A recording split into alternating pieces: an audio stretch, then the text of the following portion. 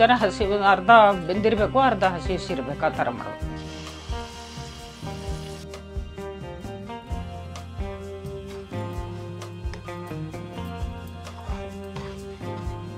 ಈಗ ನುಗ್ಗೆಕಾಯಿ ಹಾಕೊಂಡ್ಬಿಡ್ತೀವಿ.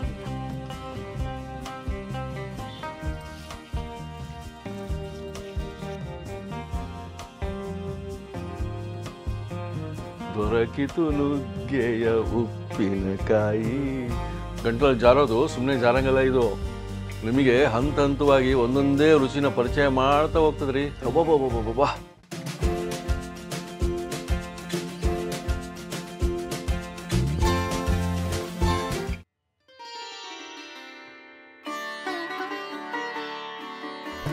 ನಮಸ್ಕಾರ ವೀಕ್ಷಕರೇ. ಮಾವಿನಕಾಯಿ ಉಪ್ಪಿನಕಾಯಿ, ಪುಂಡಿಪಲ್ಯ ಉಪ್ಪಿನಕಾಯಿ, ನಿಂಬೆಕಾಯಿ ಉಪ್ಪಿನಕಾಯಿ, ಎಲ್ಲ ಥರದ ಉಪ್ಪಿನಕಾಯಿಗಳನ್ನೂ ನಾನು ತೋರಿಸಿದ್ದೀನಿ ಮಾಡಿ. ಅದರಲ್ಲಿ ಇವತ್ತು ನಾನು ವಿಶೇಷವಾಗಿ ಏನು ತೋರಿಸ್ತಿದ್ದೀನಿ ಅಂದರೆ, ಎಲ್ಲಾದರೂ ನೀವು ನುಗ್ಗೆಕಾಯಿ ಉಪ್ಪಿನಕಾಯಿ ಕೇಳಿದ್ರಾ? ಆ ನುಗ್ಗೆಕಾಯಿ ಉಪ್ಪಿನಕಾಯಿನ ಇವತ್ತು ಹೇಗೆ ಮಾಡೋದನ್ನು ತೋರಿಸ್ತೀನಿ ನಾನು. ನುಗ್ಗೆಕಾಯಿ ಉಪ್ಪಿನಕಾಯಿಗೆ ಫಸ್ಟ್ ಬೇಕಾಗಿರೋ ಸಾಮಾನು ಅಂದರೆ ನುಗ್ಗೆಕಾಯಿ. ನುಗ್ಗೆಕಾಯಿ ಉಪ್ಪಿನಕಾಯಿಗೆ ಬೇಕಾಗುವ ಸಾಮಾನುಗಳು, ಫಸ್ಟು ನುಗ್ಗೆಕಾಯಿ ಬೇಕು. ಇದು 400 ಗ್ರಾಮ್ ತೊಗೊಂಡಿದ್ದೀನಿ. ಅಷ್ಟು 400 ಗ್ರಾಮಿಗೆ ಒಂದು ಬೌಲ್ ಖಾರ, ಬೆಳ್ಳುಳ್ಳಿ, ಸಾಸಿವೆ, ಉಪ್ಪು, ಮೆಂತ್ಯ, ಅರಿಶಿಣ ಪುಡಿ ಮತ್ತು ಎಣ್ಣೆ. ಇದು ಎಳ್ಳೆಣ್ಣೆನೇ ನಾನು ಉಪ್ಪಿನಕಾಯಿಗೆ ಯಾವಾಗಲೂ ಬೆಳೆಸೋದು. ಅದಕ್ಕೆ ಇದಕ್ಕೂ ಎಳ್ಳೆಣ್ಣೆನೇ ಹಾಕ್ತಾಯಿದ್ದೀನಿ. ಇದಕ್ಕೆ ಬೇಕಾಗಿದ್ದು ಮೇನು ಒಗ್ಗರಣೆಗೆ ಬೆಲ್ಲ, ಒಣಮೆಣ್ಸಿನ್ಕಾಯಿ, ಕರಿಬೇವು, ಇಂಗು, ಮೆಂತ್ಯ, ಸಾಸಿವೆ, ಜೀರಿಗೆ, ಆಮೇಲೆ ಹುಣಸೆಹಣ್ಣು. ಈ ಹುಣಸೆಹಣ್ಣನ್ನು ಬಿಸಿನೀರಿನಲ್ಲಿ ಹಾಕಿ ನೆನೆಸಿಡಬೇಕು. ಅಂದರೆ ಈ 400 ಗ್ರಾಮು ನುಗ್ಗೆಕಾಯಿ ಇದ್ದರೆ ಅದು 400 ಗ್ರಾಮಿಗೆ 100 ಗ್ರಾಮ್ ಅಂತಾಗೆ ಹುಣಸೆಕಾಯಿ ತೊಗೊಬೇಕು, ಹುಣಸೆಹಣ್ಣು. ಇದು ಹುಣಸೆಹಣ್ಣನ್ನು ನಾನು ಬಿಸಿನೀರಿನಾಗ ಹಾಕಿ ನೆನೆಸಿಟ್ಟಿನಲ್ಲ, ಇದನ್ನು ನಾನು ಮಿಕ್ಸಿ ಮಾಡ್ಕೊತೀನಿ. ಈಗ ಮಿಕ್ಸಿ ಮಾಡಿಕೊಂಡು ಇದು ಪೇಸ್ಟ್ ಥರ ಮಾಡ್ಕೋಬೇಕು. ಇದನ್ನು ಹುಣಸೆಹಣ್ಣ ಈ ರೀತಿ ಪೇಸ್ಟ್ ಥರ ಮಾಡ್ಕೋಬೇಕು. ಇದನ್ನು ಈಗ ಹುಣಸೆಹಣ್ಣಿಂದೆಲ್ಲ ಆಯಿತು, ರುಬ್ಬಿನಿ. ಇದು ಪೇಸ್ಟ್ ಥರ. ಈಗ ಎಣ್ಣೆ ಹಾಕ್ಕೊಂಡು ಇವನ್ನ ಎಣ್ಣೆಯಲ್ಲಿ ಕರ್ಕೋಬೇಕು. ನುಗ್ಗೆಕಾಯಿನ ಹಸಿ ಹೋಗಬೇಕು. ಅದಕ್ಕೆ ನಾನು ಎಳ್ಳೆಣ್ಣೆ ಹಾಕ್ತಾಯಿದ್ದೀನಿ. ಅರ್ಧ kg ಹಾಕ್ತಾಯಿದ್ದೀನಿ. ಈಗ ಎಣ್ಣೆ ಕಾದಿದೆ. ನಾನು ನುಗ್ಗೆಕಾಯಿನ ಇವು ಸ್ವಲ್ಪ ಹಾಕಿ ಕರಿತೀನಿ ನಾವು.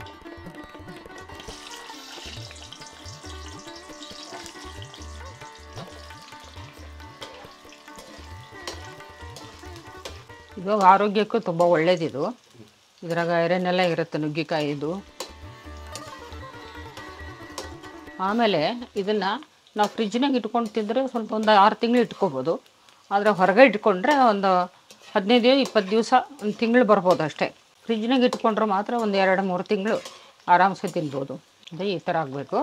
ಒಂದು ತೆಗೆದು ಬಿಡಬೇಕು.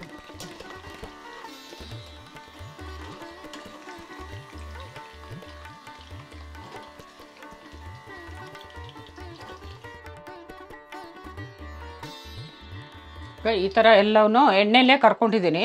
ಅಂದರೆ ಕರಿಯೋದಂದ್ರೆ ಪೂರ್ತಿ ಗಟ್ಟಿ ಆಗಂಗೆ ಮಾಡಬಾರ್ದು, ಅಂದರೆ ಆಮೇಲೆ ಮೆತ್ತಗಾಗಲ್ಲ. ಈ ಥರ ಇರಬೇಕು. ಈ ಥರ ಹಸಿ ಅರ್ಧ ಬೆಂದಿರಬೇಕು, ಅರ್ಧ ಹಸಿ ಇರಬೇಕು, ಆ ಥರ ಮಾಡೋದು. ನೆಕ್ಸ್ಟು ಇದು ಹುಣಸೆಹಣ್ಣು ಹಾಕಬೇಕು. ಇದು ಹುಣಸೆಹಣ್ಣಿಂದು ಪೇಸ್ಟು. ಇದನ್ನು ನಾವು ತೆಗೆದು ಎಣ್ಣೆ ಇರುತ್ತಲ್ಲ ಅದರಲ್ಲೇ ಹಾಕ್ಕೋಬೇಕು, ಕುದಿಸ್ಕೋಬೇಕು.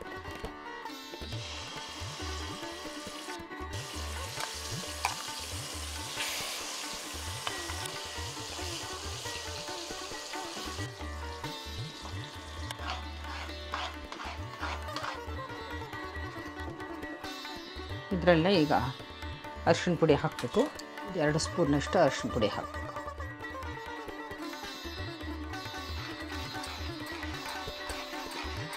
ಇದು ಹುಣಸೆಹಣ್ಣು ಸ್ವಲ್ಪ ಕುದೀತಾ ಇರಲಿ. ಆವಾಗ ಇದಕ್ಕೆ ನಾವು ಮಸಾಲೆ ರೆಡಿ ಮಾಡ್ಕೊಂಬಿಡೋಣ. ಇದು ಸಾಸಿವೆ. ಈ ಸಾಸಿವೆನ ನಾನು ಅರ್ಧ ಕಪ್ ತೊಗೊಂಡಿದ್ದೀನಿ.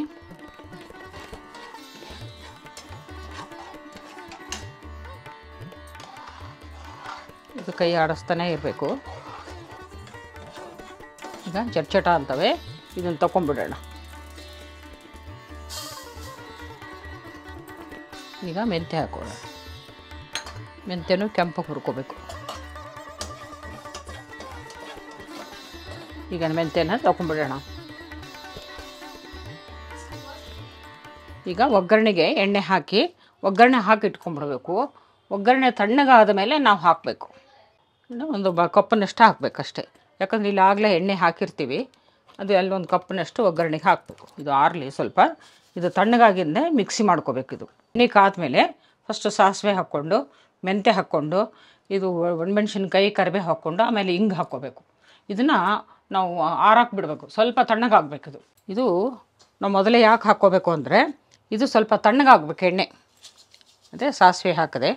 ಒಗ್ಗರಣೆ ಎಲ್ಲ ಹಾಕಿದ ಮೇಲೆ ನಾವು ಗ್ಯಾಸ್ ಆಫ್ ಮಾಡ್ಕೊಂಡ್ಬಿಡ್ಬೇಕು. ಯಾಕಂದರೆ ಇದು ಎಣ್ಣೆ ಸ್ವಲ್ಪ ಆರಿದ ಮೇಲೆ ನಾವು ಚಟ್ನಿಗೆ ಹಾಕಬೇಕು. ಉಪ್ಪಿನಕಾಯಿಗೆ ಒಣಮೆಣ್ಸಿನ್ಕಾಯಿ ಹಾಕ್ತೀನಿ, ಬ್ಯಾಡಗಿ ಮೆಣಸಿನ್ಕಾಯಿ ಒಂದು 5-6 ತೊಗೊಂಡಿದ್ದೀನಿ. ಒಂದೇ ಹಿಡಿ ಕರಿಬೇವು ತೊಗೊಂಡಿದ್ದೀನಿ. ಇದನ್ನು ಗ್ಯಾಸ್ ಆಫ್ ಮಾಡ್ಕೊಂಡ್ಬಿಟ್ಟು ನಾವು ಇದು ಹಿಂಗೆ ಹಾಕ್ಕೋಬೇಕು.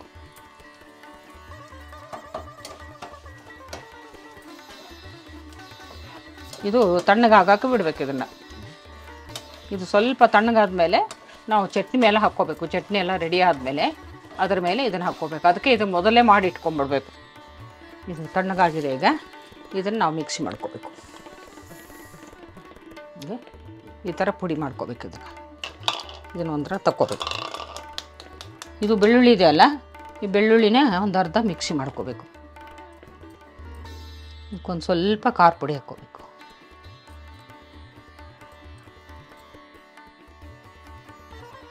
ಈ ಥರ ಇದನ್ನು ತೆಗೆದಿಟ್ಕೋಬೇಕು. ಈಗ ಇದರಲ್ಲಿ ಎಣ್ಣೆಯಲ್ಲಿ ಬೆಳ್ಳುಳ್ಳಿ ಹಾಕ್ಕೋಬೇಕು. ಅರ್ಧ ಮಿಕ್ಸಿ ಮಾಡ್ಕೊಂಡಿದ್ದೀವಿ, ಅರ್ಧ ಹಾಗೆ ಹಾಕಬೇಕು.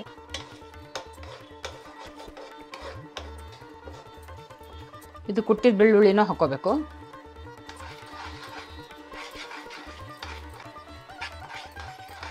ಈಗ ಖಾರ ಪುಡಿ ಹಾಕೋಣ.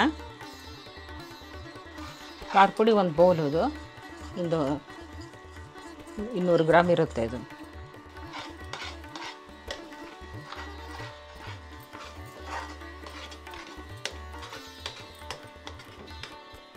ಇನ್ನು ಸ್ವಲ್ಪ ಹಾಕ್ತೀನಿ ಖಾರ ಪುಡಿನ.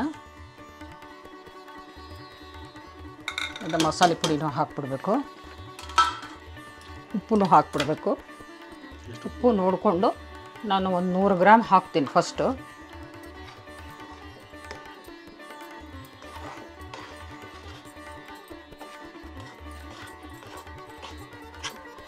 ಇದು ಸ್ವಲ್ಪ ಗಟ್ಟಿ ಆಗುತ್ತೆ. ಇದು ಹುಣಸೆ ನೆನೆಸಿದ ನೀರು ಇರುತ್ತಲ್ಲ, ಅದನ್ನು ಹಾಕ್ಕೋಬೇಕು ಸ್ವಲ್ಪ.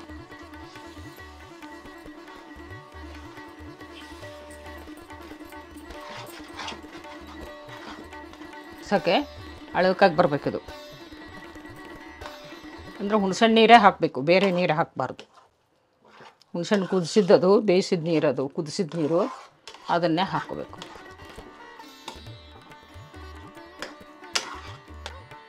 ಈಗ ನುಗ್ಗೆಕಾಯಿ ಹಾಕ್ಕೊಂಡ್ಬಿಡ್ತೀನಿ. ಈಗ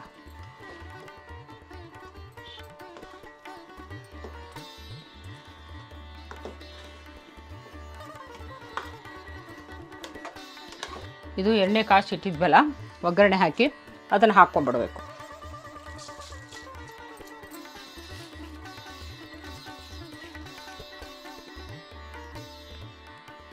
ಇದಕ್ಕೆ ಅರ್ಧ kg ಎಣ್ಣೆ ಹಿಡಿಯುತ್ತೆ. ನಾನು ಒಗ್ಗರಣೆಗೆ ಹಾಕಿದ್ದೆ. ಉಳಿದ ಎಣ್ಣೆನೂ ಸಹ ಈ ಥರ ಕಾಯಿಸ್ಕೊಂಡು ಮೇಲೆ ಹಾಕ್ಬಿಡ್ಬೇಕು.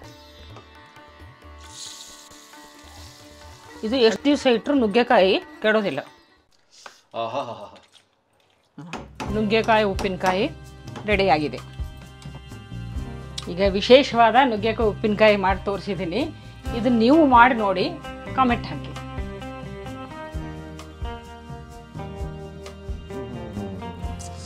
ನೋಡ್ರಿ, ನುಗ್ಗೆಕಾಯಿ ಒಳಗೂ ಒಂದು ಉಪ್ಪಿನಕಾಯಿ ರೆಡಿ ಆಗ್ಬಿಡ್ತು. ಎಷ್ಟು ಸುಲಭವಾಗಿ ಫುಲ್ ನುಗ್ಗೆಕಾಯಿ ಕಾಣ್ತಾ ಇದೆ ಇಲ್ಲಿ. ತಟ್ಟೆ, ಅನ್ನ, ಉಪ್ಪಿನಕಾಯಿ, ನುಗ್ಗೆಕಾಯಿ ಉಪ್ಪಿನಕಾಯಿ ಅನ್ಬೇಕು ನೀವು.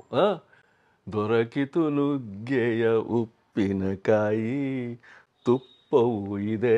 ಬನ್ನಿ, ತುಪ್ಪ ಇಲ್ದಂಗೆ ನಾವು ತಿನ್ನೋದೇ ಇಲ್ಲಲ್ರಿ ಅನ್ನ. ಆ ತುಪ್ಪದೊಟ್ಟಿಗೆ ಬಿಸಿ ಬಿಸಿ ಅನ್ನ ಕಲಿಸ್ಕೊಂಡು ಗುಳುಮ್ ಅನ್ಸಕ್ಕೆ ಸಿಕ್ಕೇ ಬಿಡ್ತು. ನೋಡಿ,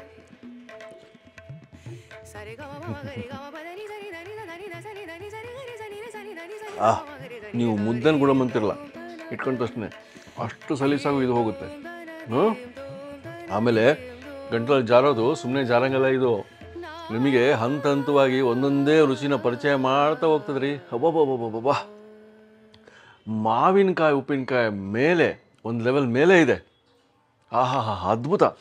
ಇಂಥದ್ದು ನೀವು ಮನೇಲಿ ಮಾಡ್ಕೊಳ್ಳೇಬೇಕು.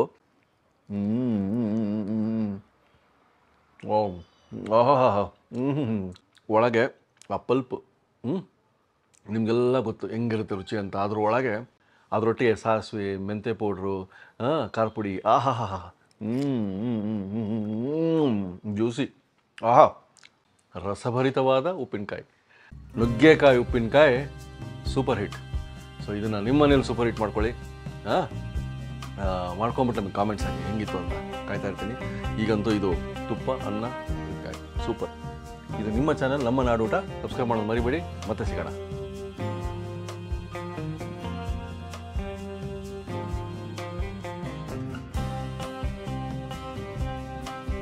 ಇನ್ನೂ ಅನೇಕ ಸ್ವಾದಿಷ್ಟ ರೆಸಿಪಿಗಳಿಗಾಗಿ ಸಬ್ಸ್ಕ್ರೈಬ್ ಮಾಡುವುದನ್ನು ಮರೆಯಬೇಡಿ.